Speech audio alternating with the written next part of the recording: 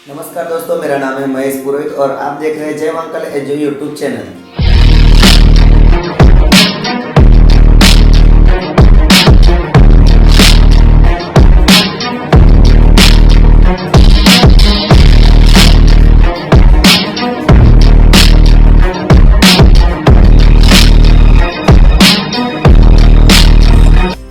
दोस्तों, अगर हमें अच्छा समाज बनाना है तो समाज में रही नकारात्मक चीजों को इग्नोर करके सकारात्मक चीजों को सराहना चाहिए। जैसे कि अंतर्राष्ट्रीय स्तर पर अच्छे कामों के लिए नोबेल पुरस्कार दिया जाता है, ठीक वैसे ही भारत में भी अपनी पुरस्कार देने की एक सिस्टम है। तो आज दोस्तों, जो 26 जनवरी को पद्मश्री अवार्ड दिया गया है उनके बारे में और भारत की अवार्ड सिस्टम है उनके बारे में हम जानेंगे। भारत में पुरस्कार देने के लिए 1954 में इंडियन हॉनर सिस्टम नाम की संस्था गठित करी गई। इंडियन हॉनर सिस्टम और भारत सरकार दोनों मिलकर हर साल किसको कौन सा पुरस्कार देना है वो तय करते हैं। भारत में पुरस्कारों को 5 वर्गों में बांटा गया है। 1 नागरिक पुरस्कार, 2 सैन्य पुरस्कार, 3 नेतृत्व पुरस्कार, 4 साहित्य पुरस्कार और 5 अन्य विशेष पुरस्कार। भारत के पुरस्कार के 5 वर्ग में हम पहले बात करेंगे नागरिक पुरस्कार। नागरिक पुरस्कार मुख्य 2 हिस्सों में बांटा गया है, एक भारत रत्न और दूसरा पद्म अवार्ड। भारत रत्न भारत का सर्वोच्च सम्मान है जो अब तक 45 लोगों को दिया गया है। दूसरा है पद्म, एक देवनागरिक शब्द है जिसका अर्थ होता है कमल। पद्म अवार्ड में 3 अवार्ड दिए जाते हैं, पद्म विभूषण, पद्म भूषण और पद्मश्री। पद्म विभूषण भारत का दूसरा सर्वोच्च सम्मान है जो अब तक 301 लोगों को दिया गया है। पद्म भूषण भारत का तीसरा सर्वोच्च सम्मान है जो अब तक 1225 लोगों को दिया गया है।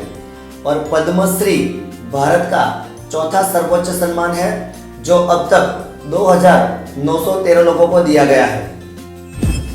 पुरस्कार के दूसरे वर्ग में आता है सेना पुरस्कार। सेना पुरस्कार सेना के जवानों के लिए ही होता है। सेना पुरस्कार कभी भी आम नागरिक को नहीं दिया जाता।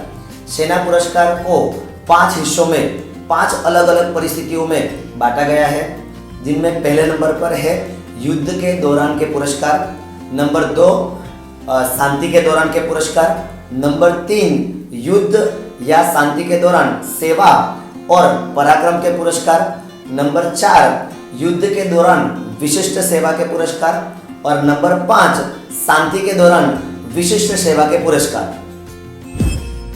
पुरस्कार की श्रेणी में तीसरे वर्ग में आता है नेतृत्व पुरस्कार। हमारे यहाँ 2 प्रकार के नेतृत्व पुरस्कार दिए जाते हैं, एक गांधी शांति पुरस्कार और दूसरा इंदिरा गांधी पुरस्कार। गांधी शांति पुरस्कार एक अंतर्राष्ट्रीय पुरस्कार है जो भारत के नागरिक के सिवा भी दिया जाता है। पुरस्कार की श्रेणी में चौथा वर्ग है साहित्य पुरस्कार। साहित्य पुरस्कार साहित्यकारों को दिया जाता है। हमारे यहाँ साहित्यकारों को 5 प्रकार के अलग अलग पुरस्कार दिए जाते हैं। उनमें नंबर 1 है साहित्य अकादमी पुरस्कार, जो साहित्यकारों को दिया जाने वाला सर्वोच्च सम्मान है। दूसरा है भाषा सम्मान पुरस्कार, तीसरा है अनुवाद पुरस्कार, चौथा है आनंद स्वामी फेलोशिप और 5वां है प्रेमचंद फेलोशिप। पुरस्कार की श्रेणी में 5वां वर्ग है विशिष्ट पुरस्कार। यहाँ पे 3 कैटेगरी में विशिष्ट पुरस्कार दिए जाते हैं, जिनमें पहला है राष्ट्रीय खेल पुरस्कार जो हमारे खिलाड़ियों को दिया जाता है। दूसरा है पुलिस पुरस्कार जो हमारे पुलिस के जवानों को दिया जाता है। और तीसरा है वीरता पुरस्कार जो हमारे नागरिक ने कहीं पर भी दिखाई अपनी वीरता के परिचय के बदले में दिया जाता है। दोस्तों, ये तो राष्ट्रीय पुरस्कारों की बात हुई। उसके अलावा राज्य सरकार भी अपनी ओर से कई पुरस्कार देते हैं। उसके अलावा कई संस्था हैं, कई मीडिया हाउसेस भी हर साल अच्छे लोगों को प्रचारित करते हैं।